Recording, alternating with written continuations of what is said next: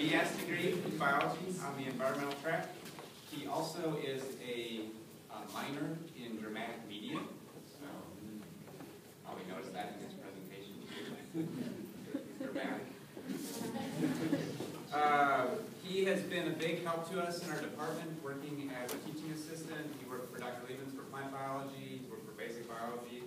In environmental science, he worked for me. I had him row out with the students in our boat into Lake McQueen, and he would stay out there all afternoon with them, one group after another in the heat, and so that was really nice for me that I was able to stay up in the shade on the bananas while he did that. So I really appreciated that. I don't know if I'm going to get to do that now. He works at Jackson Auditorium on the technical crew, so you'll see him there when they're doing performances. And he is also talking about an aquatic organism, just like Larissa did. And all of you know first that aquatic organisms are the most interesting. And so without any further ado, here's Matt to talk about sharks. As Dr. Jefferson said, my name is Matt Klaser, and today we're talking about the movement patterns of sharks along the Texas Gulf Coast. And this project was an extension of my summer research at the Hart Research Institute at Texas A&M Corpus Christi. I did this with a graduate student, Phil Jose, and his advisor, Dr. Greg Stuns, and their colleague, Dr. Mark Wildhager. This is a 9-foot jet ski shark that was recently endangered and caught off Padre Island National Seashore, and I'll talk more about that later. So the purpose of this study was to monitor shark movement and habitat use to determine how often they return to spots and how often they stay in certain areas. There has been a decline in shark populations due to overfishing, the fact that they grow very slowly and they reach sexual maturity at a very low age. We have a couple pictures here of shark fins that have been cut off. They're often caught and scraped off, and the shark will be tossed back in the water, and the fins will be used for holistic remedies such as shark fin soup, shark fin powder, what have you. And this is a picture of a large shark that was caught at a local kill tournament in Padre Island. So that happens all around us. You know, we're aware of it. This is a picture, or a graph, I'm sorry, from the Gulf of Mexico commercial landings. This is in metric tons of sharks that have been caught. And as we can see, they increased heavily around the late 80s, early 90s, and they dropped off as the shark population rapidly declined. This picture is courtesy of the National Marine and Fisheries Society, so I didn't just make it up. Why do we care? That's the question a lot of people tend to ask about these things. And personally, we should care because sharks are an apex predator, and with the loss of them will lead to an increase in their prey, which is the cow-nosed ray, heavily, other rays as well. But these cow-nosed rays will eat scallops and other oysters and oil mollusks of that sort. So if there's an increase in them, it means there'll be a decrease in the oysters. And that can affect us because we tend to pay more for these products. So everyone should care because I don't have to spend a lot of money on seafood. Here I have a picture of a hammerhead eating a ray, a piece of ray that was not fully utilized. And just another picture of massive amounts of sharks that have been caught and killed for certain things. The protection of nursery areas is highly recommended for population recovery. And if we can protect the nursery areas, we can protect the pups as well as the adults that are giving birth to them. Here a picture of a juvenile bonnethead and a very young of the year black-tip shark. Those are more than 8 inches to a foot long, and they're fragile as ever. Methods, the way we caught these were a hook and line method.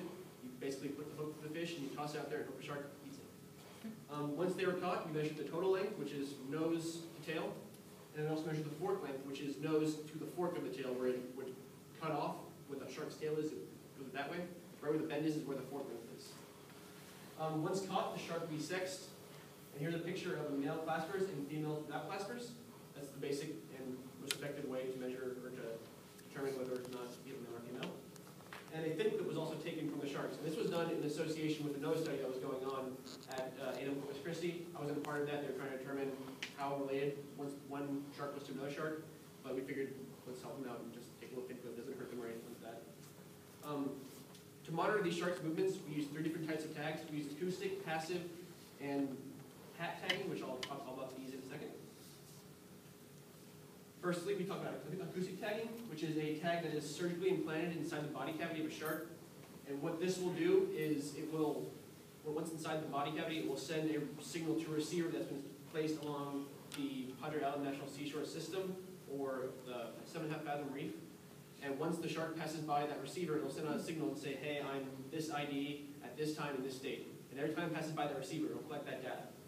Here's a picture of one underwater, what it would look like. You have cellophane around it so the particles don't build up and it doesn't confunnel the data.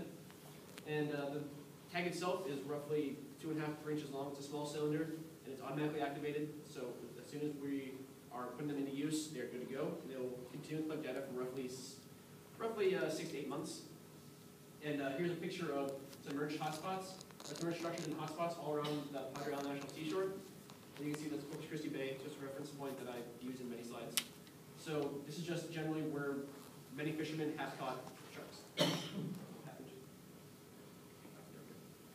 Okay, this is a picture of 7.5 fathom reef and the mud flat that's associated right near there. And this is just a picture of where many fishing has been done. So the acoustic results. So far we've deployed 5 of the 25 tags, and they have all been the blacktip shark, Carcharinus limbatus. And these sharks that we have them in are roughly 560 millimeters to 598 millimeters, which is 1.5 to 2 feet long. So they're young sharks. We do this because if a shark is younger, it'll be smaller, and many big game fishermen won't want to keep a smaller shark. They'll throw it back, and that's good, so we can reuse it for more data later. And the data on these sharks from receivers is actually to be collected, I think, on the 29th. So I don't have data for you guys on that. My apologies. And here's just a picture of the incision being made in the shark body cavity, and here's a picture of another large blacktip that was inserted with receiver. Passive tagging. This is the type of tagging I worked most closely with, as opposed to, even though it wasn't the one we were most interested in. What it is, it's a small plastic tag that's inserted by means of a hypodermic-like needle into the dorsal musculature, as you can see right here. And on the tag, we have the ID number and contact information for the Hart Research Institute. So if anyone is out there, is a shark fisherman, you happen to catch a shark with a tag in it, please don't kill it, please throw it back and report all of this findings on here. And unfortunately, this sort of tagging effort is angler dependent, so if they don't catch it, we don't get the data. Essentially what that means. Since 2008, there have been a total of 167 sharks tagged. And this past summer, when I did my research, there have been 34 sharks were tagged. And this is a picture of every place that a shark has been caught since 2008. This is just a breakdown of the sharks that have been caught. As you can see, it's most heavy in blacktip and bonnethead, and bull shark and sharknose. This summer, the total amount that we caught were 10 blacktip, 9 bonnethead, and 8 sharknose sharks. And those were all tagged and released. And here we have a picture of the recaptures. We've had 3 total. Of the 167 that are out, 3 have been reported. So we really need more data. This is just a beeline depiction of where they went. They did not actually just go point A to point B. There was a lot of variability in between, as seen by the amount of days they're at large. This sandbar shark, number 807, was at large for 228 days, and it traveled 109 kilometers. It was the largest shark, and that's the largest distance for a very large amount of time. So we can't make any assumption off of that. We have a blacktip here that was caught that was roughly the same size as the sandbar, and it was recaptured only 18.1 kilometers away, and that was after 235 days. So we know that it goes somewhere in between, but without more captures of this shark, we can't make an assumption. And lastly, there's a bonnethead that was returned, and it traveled 114 kilometers in 27 days.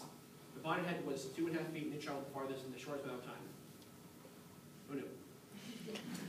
So, passive tagging results. There have been 34 tags placed this past summer and fall.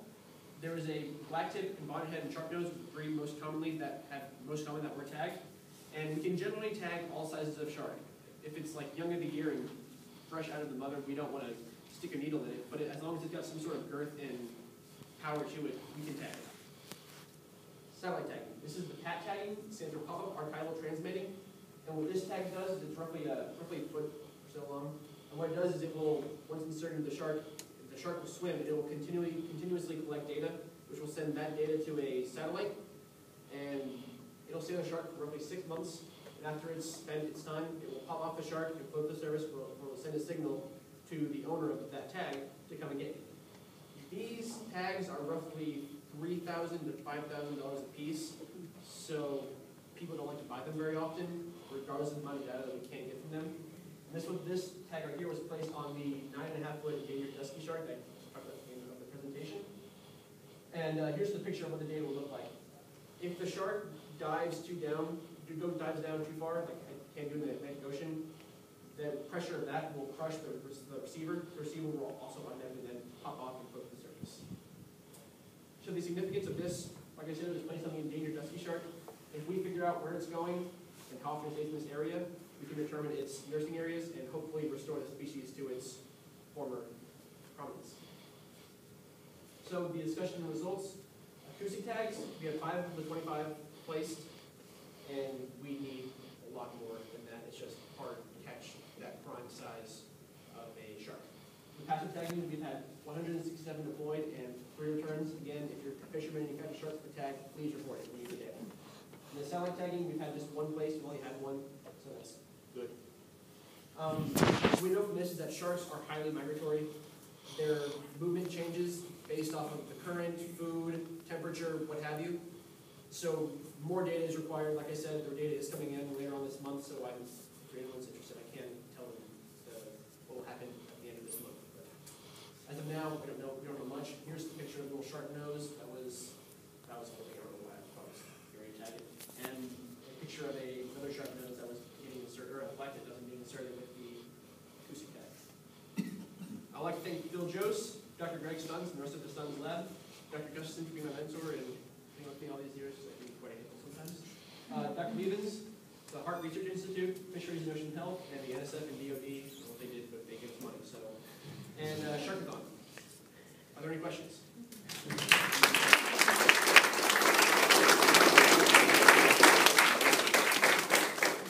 you speak more about the methods of capturing a shark for y'all? Yes, what we did primarily was we have a large dish hook, not like a bass size hook, but a shark size hook. And you would feed either kingfish or blue runner, whichever is more available for us to catch. And you would put that onto a leader, which would go to a junction. And on the junction, you go to have a weight, it's called a spider weight, and it branches off the way spiders like wood. And this would anchor into the sand. And then from there, you have another metal leader tied to the fishing line. And so the bait itself would float up while being anchored. So then the shark can see that it's just a piece of bait and eat that as opposed to seeing the weight and the line. Do you know anything about the migration patterns of the different sexes? Because like you had showed this 18-kilometer one versus 10 or 9. I'm wondering if it's sex difference or. Females tend to be, they tend to return to their original spawning ground, not in the same way that a turtle returns to the same beach, but to roughly the same area.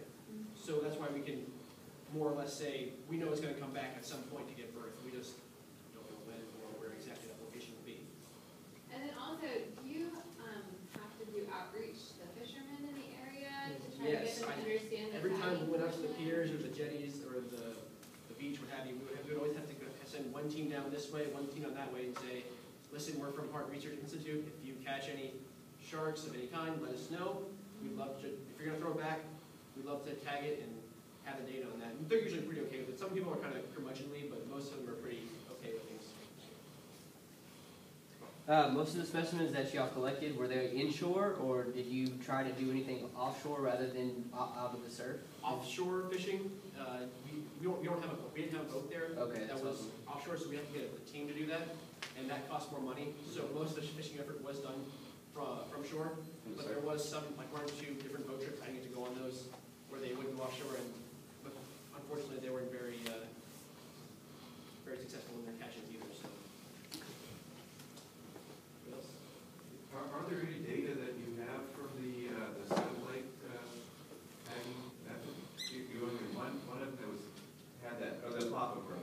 Yes. Is there data are there data from that one yet, or not? There is this data right here. This is a picture of a tag I from a bull shark. That's not that shark. That's not that shark. Yeah. But so we don't have anything from this shark in particular. We won't have it until it pops off in June, I believe it is. And how was that shark caught? Just same method. We kayaked out some bait and threw it out there and checked it after a couple hours. And then where does that go on the shark? Is that inserted in? That's in the same place the passive tag would be in the dorsal musculature.